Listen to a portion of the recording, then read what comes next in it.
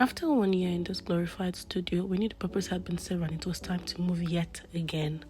Now, one thing people do not talk about enough is that finding an apartment in the UK, most especially London, is a full-time job that requires immense planning. We had to start our search in November, even though our contract was not ending until February. So come with us on yet another hunt for a perfect one-bedroom as a couple living in London. One thing we did differently this time was expanding our search. So our first viewing is starting off at Croydon with 2 one-bedroom viewings. Like most one-beds in London, it came in a building with other similar one-beds. But one striking feature about this one was that it had a garden access. It had this big garden at the rear and really tall walls.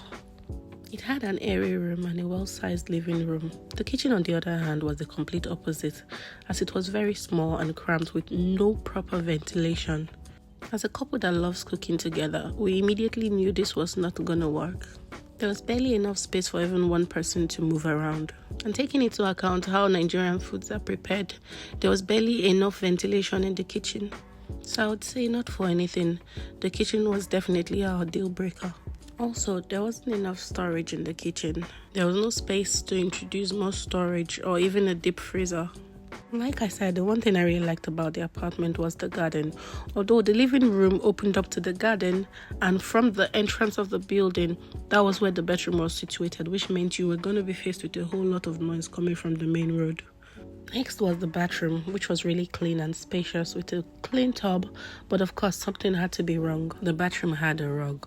Now, I don't know much about rugs, but one thing's for sure, it has no business in a bathroom. The agent did mention it absorbs liquid, but I was not buying it. Because where is the absorption going to? Who wants to start mopping a rug? Who is going to take the likely chance that you won't end up living in a smelly bathroom? Not me for sure. So these were my deciding factors to not taking this apartment. This flat was on the market for £1,250 without bills. So that was the end of this viewing. Let's move on to number 2. Number 2 viewing by the same agent came immediately after this one. This apartment was a 7-minute drive from the first one, so it had similar settings. It had 3 flats sharing one main entrance and up to their individual doors. Now, when I walked into this one, I was already on the fence. 1, because it had a very slippery and thin step just outside the building. And considering the fact that it was raining all day, I almost lost my footing and knew instantly it wouldn't be safe for a child. 2, the layout of the flat was off for me.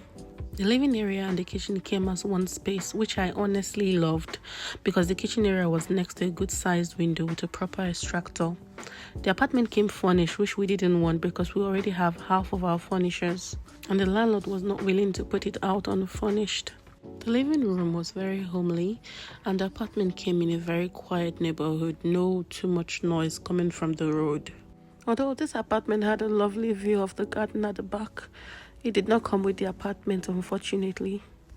Now, heading into the bedroom, the room was very cozy as well, but no odd space to place our wardrobes, which meant less storage for the both of us. It had this very big window with a view of the road outside. And one thing I still don't understand is why the houses here seem to have their bedroom at the front of the house and the living room at the back, closer to the garden. I still don't understand the concept behind that. So up next, we have the bathroom. As someone who sees the kitchen and the bathroom as places that require most attention when cleaning, I did not like the bathroom.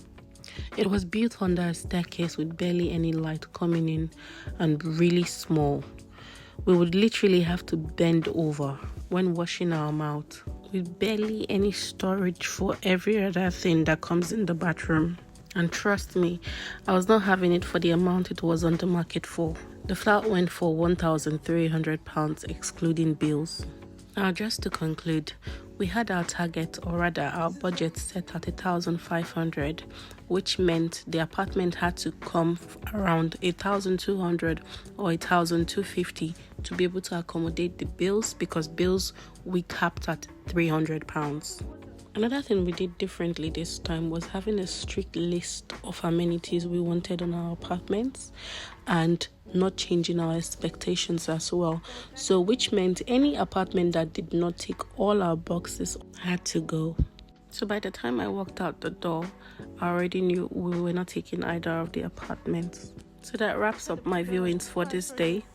Anyways, to watch more of our subsequent viewings, don't forget to subscribe, give me a like, leave a comment, and I will see you in my next one.